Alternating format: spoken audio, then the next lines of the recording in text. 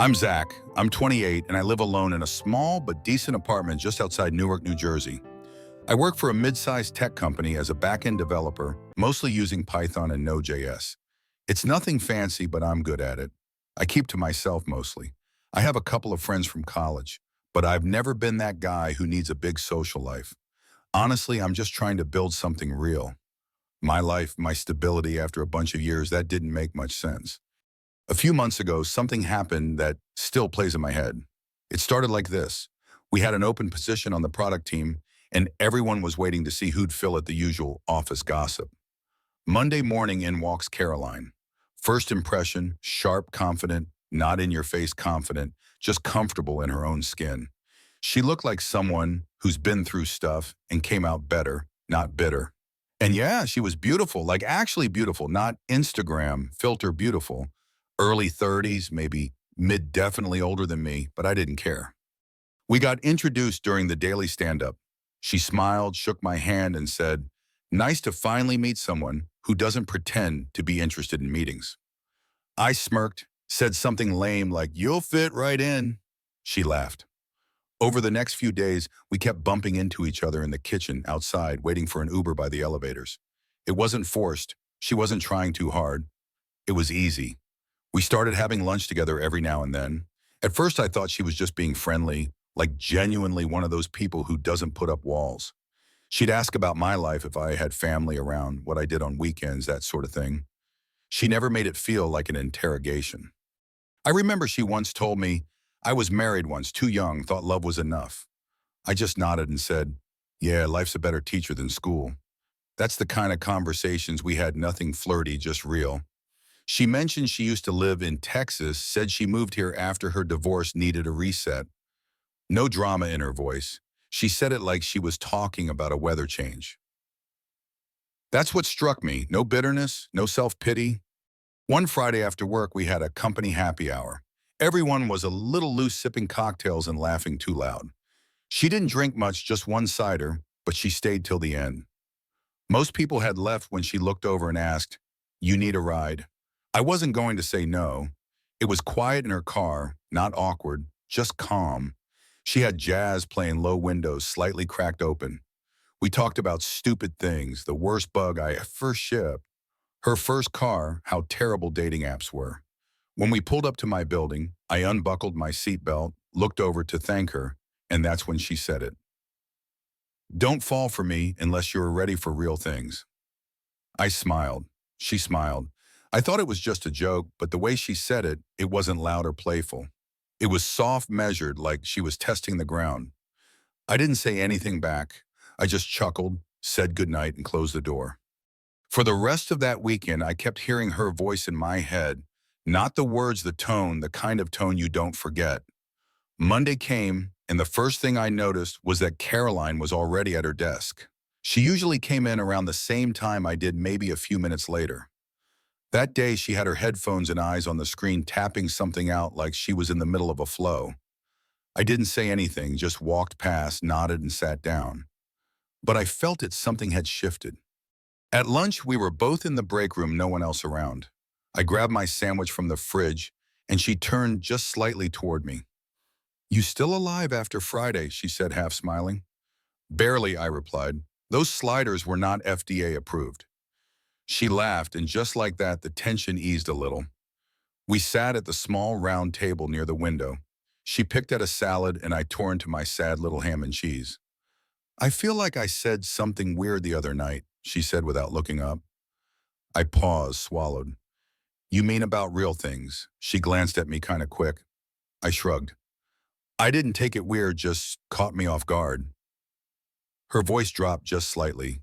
"Yeah, I tend to do that, say things and then pretend I didn't." I looked at her for a second longer than I probably should have. She met my eyes and didn't look away, not this time. From that point on, things weren't exactly flirty, but they weren't neutral either. Like every joke had a second meaning. Every glance hung a little longer than necessary.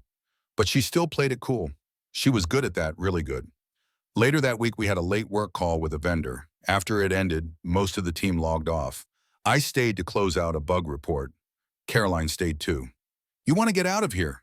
She asked, standing behind me with her jacket in hand. Like now? She nodded. Come on, you look like you need a drink. We ended up at a small bar a few blocks from the office. It wasn't crowded, dim lights, old leather booths, soft music, mostly locals. She ordered a whiskey on the rocks. I got a beer. She leaned back against the booth and sighed like it had been a month of Mondays. We didn't talk work.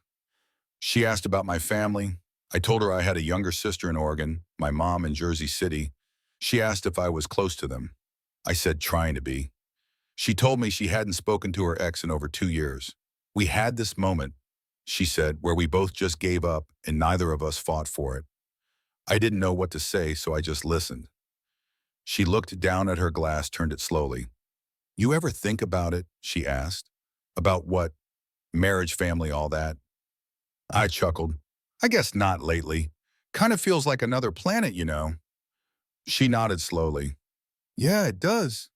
We left the bar just after 9. She walked a little ahead, her hands in her pockets, looking up at the night sky like she was trying to read it. At the intersection, we stopped. The street was quiet. She turned to me, smirking, but her eyes were serious. You know, she said, you're the kind of guy I'd marry if I ever did it again. I laughed, not sure how to respond. That's some endorsement. She didn't laugh, just tilted her head. You think I'm joking? I, I don't know. She smiled, then the kind of smile people give when they're backing away from something they probably shouldn't have said. And then she changed the subject, talked about how the bar smelled like old books, about how she missed libraries, about how dating apps made people disposable. But I kept hearing that sentence echo in my head. The next day it got weirder, not in a bad way, in a subtle way.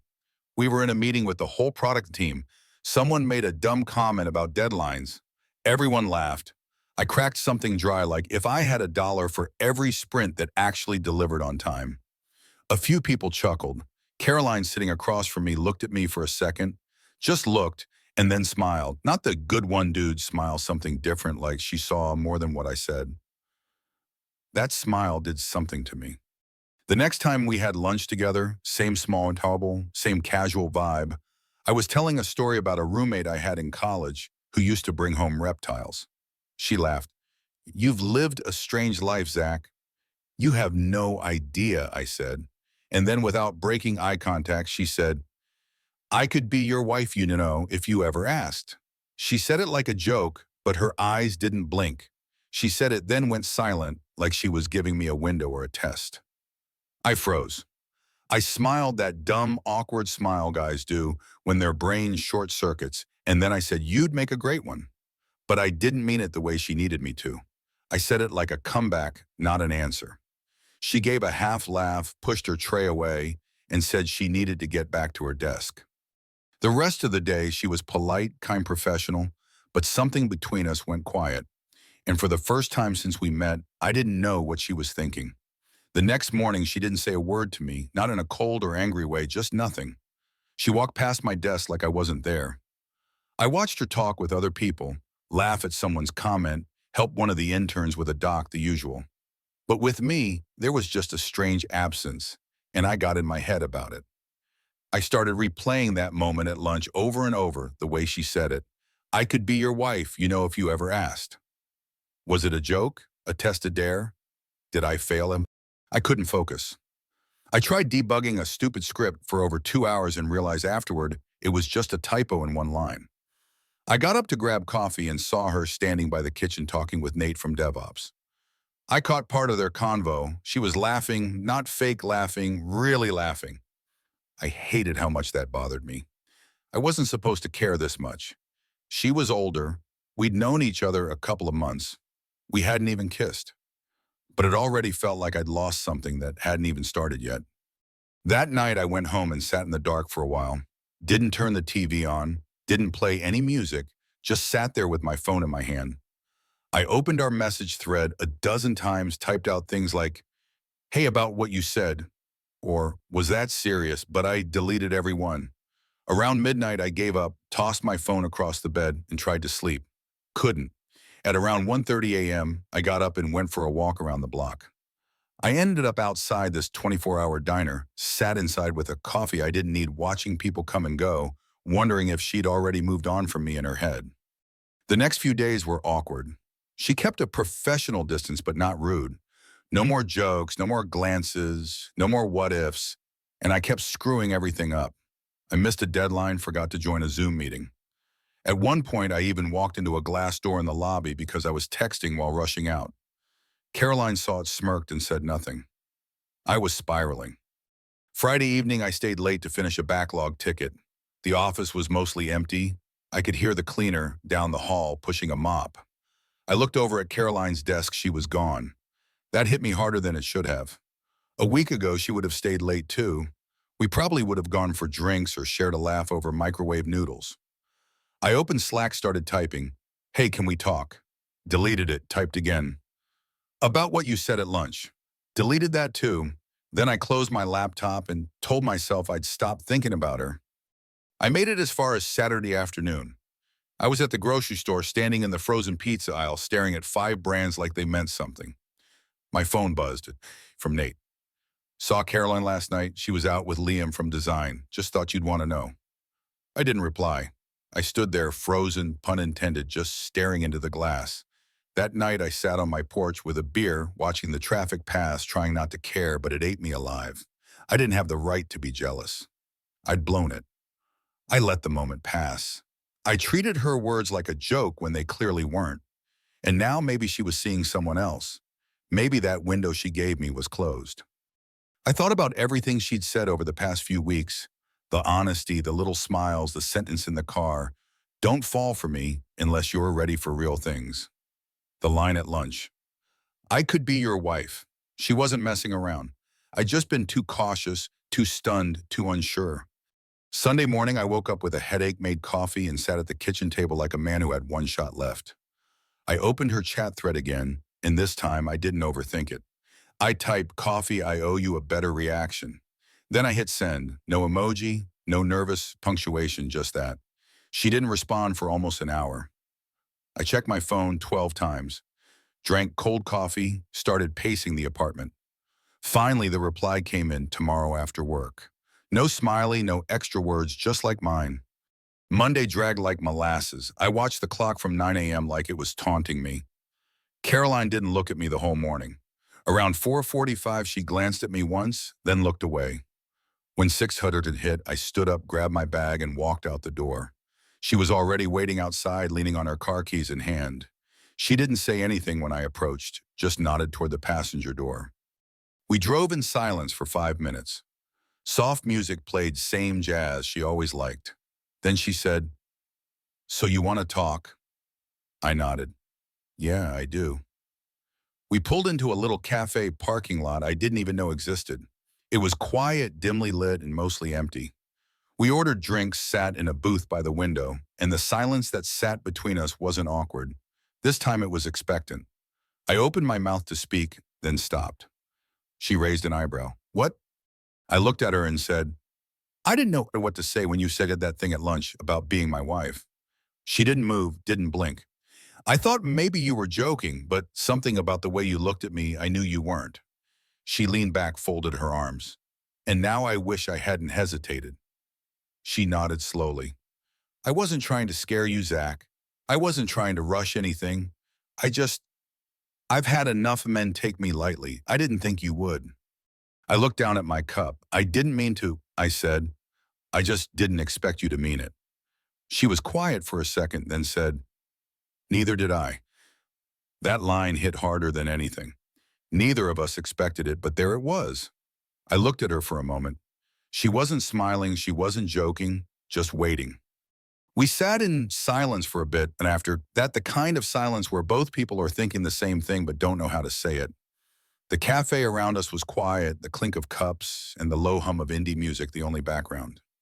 Caroline picked up her drink, sipped, and stared out the window like she was somewhere else. I felt like if I said the wrong thing now, I'd lose her completely. "I guess I didn't expect you to take me seriously," she finally said. I looked at her. "Why not?" She shrugged. "Because most men don't. I joke a lot. I say things people don't know how to take. I'm used to people laughing it off or getting uncomfortable or assuming I don't mean it. And I guess when I said that thing about being your wife, I thought you'd either laugh with me or run. I stayed quiet. I could feel my hands sweating a little. But instead, she continued, you did the third thing, you froze. I let out a breath, almost a laugh, but not quite. Yeah, I did. She smiled faintly. I didn't say it because I wanted you to propose or anything insane. I just wanted to see if you'd even consider the idea. I nodded. And I did. I have. That's the problem. She looked over, surprised. I think about you more than I want to admit. I think about those stupid things you say. I think about what it would be like to come home to you. I think about how easy it is to be around you and how terrifying that is. She blinked slowly. Why terrifying? Because I've never had that with anyone. And I guess I figured if it's that easy, maybe it's not real. Maybe I'm fooling myself. Now she was staring at me, but not like before. This wasn't flirtation. It wasn't teasing. She was reading me. I know what you mean, she said. You don't trust it because it didn't come with drama. Exactly, I said. I've been through the drama, she said quietly. I married young. He was charming and loud and passionate in a complete mess. Everything was a fight or a high. Nothing was steady. We were both too proud to admit when we were wrong. It lasted 6 years. Why 6? I asked. Because I kept thinking it would settle, that we just needed time. But time only exposed how different we really were. She looked down into her coffee. I'm not looking for fireworks anymore, Zach. I'm looking for peace, for someone who listens, who shows up. I stared at her, and for once, I didn't feel like a kid talking to an older woman. I felt like a man having a real conversation with someone who had lived more life than I had but wasn't jaded by it. I don't know if I'm ready for marriage, I said, honestly, but I know I'm not ready to lose you. Her lips parted, but she didn't speak. I'm not saying we jump into something. I'm not even saying we tell anyone. I'm just saying I'm here and I'm not laughing anymore. She smiled, but this time it reached her eyes. Good, she said, because I was tired of being funny. After the cafe, she asked if I wanted to take a walk. We ended up walking through a quiet park nearby. The air was cool, the lights dim. There weren't many people out, just the occasional jogger or couple holding hands. I kept glancing over at her, and each time she was already looking at me. I don't think I've ever said this to anyone I work with, she said. But I like being around you more outside the office than in it. I grinned. That's saying something. You put up with me in stand-ups. She laughed. Barely. There was a moment when we passed an empty bench where I reached for her hand. I didn't think too much about it. It just felt like the right thing to do. And she didn't pull away. We sat down and just sat, no agenda, no rush, no deadline. Eventually she turned to me and said, so you going to kiss me or keep overthinking it? I smiled. That obvious? She nodded, painfully. I leaned in slowly, no rush, no pressure. When our lips touched, it wasn't cinematic. It wasn't fire and thunder. It was calm, warm, familiar in a way I couldn't explain. She rested her forehead against mine and whispered, that wasn't so hard, was it? No, I said, it really wasn't. We didn't go home together that night. We didn't text cheesy lines after. We didn't change our Facebook statuses or take a selfie. We just let it be what it was. And for the first time in years, I wasn't anxious about what tomorrow would bring. The next morning at the office, nothing looked different, but I felt it. I passed her desk and she looked up, gave me the smallest smile, the kind of smile you keep just between two people, and I knew that something had started. Not because of what she said, but because this time I said something back. It had been about a month since that night at the cafe. Things didn't change overnight, but they changed steadily, quietly, and in the right direction. We didn't make some big announcement at work. No dramatic office romance. We kept things low-key, just like we both preferred. No hand-holding in meetings, no flirty messages on Slack, no stolen kisses in the stairwell. It was something more grounded than that. We had dinners at each other's places. We took turns picking movies we'd both fall asleep to halfway through. I learned she hated folding laundry but loved organizing shelves. She found out I sometimes talk to myself when I'm debugging code, like full-on conversations. Neither of us ran. That alone said a lot. One Friday morning, I came into the office a little earlier than usual. I brought coffee, hers with oat milk, and one pump of caramel, just how she liked it. She looked up from her screen when I placed it beside her keyboard. Thanks, she said, a little smile pulling at her mouth. No problem, temporary wife, I said. She gave me a sideways glance. Excuse me? I smirked and pointed to the t-shirt she was wearing the weekend before the one with her own handwritten Sharpie text across the chest, temporary wife, permanent vibes. She laughed softly and shook her head. Don't read too much into that. I'm not, just saying you wore it like it meant something. She took a sip of her coffee and leaned back. I wore it because it made you blush. Fair enough. There was a pause, one of those charged silences again, the kind I'd gotten better at sitting through instead of escaping with a joke. I've been thinking, she said, about us. I nodded slowly. Me too. She didn't rush. Caroline never did. I'm not going to pretend I have it all figured out, she said, but I know what this feels like and it feels right. I didn't need to say anything to agree. She could see it on my face. We didn't move in together, not yet, but we started spending most nights at my place. It wasn't even a decision. It just happened. One day her toothbrush was on my sink. Then half her closet lived in my dresser. Then we got into a minor fight about who used the last of the almond milk and made up over pancakes. One night we were watching some show neither of us was really paying attention to. She was curled up on my couch wearing a hoodie that used to be mine, her bare feet tucked under a blanket, holding a cup of tea like it was precious. I looked over and said, "So do you still think you could be my wife?" She smiled without looking away from the screen. Not today. I raised an eyebrow. But someday? Now she turned to me, looked me straight in the eyes. Maybe by, she said, if you ask the right way. I laughed. There's a right way, she nodded. Oh, definitely. No public scenes, no flash mobs, no rings inside cupcakes. Noted, I said. Guess I'll have to get creative. That night, after she fell asleep, I lay there awake next to her, realizing something: she wasn't joking anymore, and neither was I. 3 months later, I brought it up again. We were in the kitchen making breakfast together. She was burning the toast like always, and I was trying to fry eggs without breaking the yolks. I looked at her and said, "If I asked for real, what would you say?" She turned off the toaster, crossed her arms, and stared at me. I held her gaze, no smirk, no jokes. She said, "I'd say yes, but only if you're sure." I am. Another pause. Then ask me when it feels like the right moment, she said. Don't do it now. Let it surprise us both. And that's what we did. We didn't rush. We didn't force a label. We just lived together day by day. We went to a family barbecue where she met my mom, and my mom adored her. Caroline was nervous but natural. My mom hugged me after and whispered, "She grounds you." She did in ways I didn't even know I needed.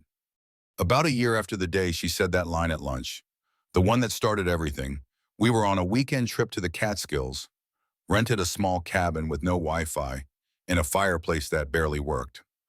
One morning while she was sitting on the porch in a wool sweater, hair a little messy, reading a book in the sunlight, I came out and sat next to her. She looked over, smiled, and I said, "I could be your husband, if you asked." She closed the book, leaned back, and said, "Then ask." So I did.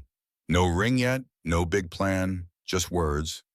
And she said yes, not joking, not blinking, just yes. We didn't post it online. We didn't tell the whole office. Just kept it ours for a while. Eventually, we told our close friends, started looking at places to live. Outside the city, found a little house with a crooked porch and a lemon tree in the backyard. We're not married yet. We don't need the title to know what we are. She still jokes, sometimes still calls me young and slow, but when she looks at me now, it's not a test, it's home. One of the most profound lessons from Zach and Caroline's story is the courage to embrace vulnerability when it matters most. Life often presents fleeting moments, conversations, glances, or quiet confessions that hold the potential to change everything. Yet fear of rejection or uncertainty can make us hesitate, laugh it off, or freeze, as Zach did when Caroline spoke her truth. The beauty of their journey lies in Zach's eventual choice to step forward, to say what was in his heart despite the risk. Wow. This teaches us that real connections, the ones that ground us, require us to show up fully to risk being seen for who we are. It's not about grand gestures or perfect timing. It's about the quiet bravery of saying, I'm here and I'm ready for something real. Caroline's patience and honesty remind us that love and trust grow in spaces where both people choose authenticity over pretense. This story isn't just about romance. It's about the human need to trust the ease of something genuine, to let go of drama, and to isolate a life with someone who feels like home. So take that chance, speak your truth, and don't let fear steal what could be yours. What's a moment in your life where you took a leap of faith or wish you had? Share your story in the comments below. I'd love to hear it. If this resonated with you, hit that subscribe button and join our community for more heartfelt stories and life lessons that inspire. Let's grow together.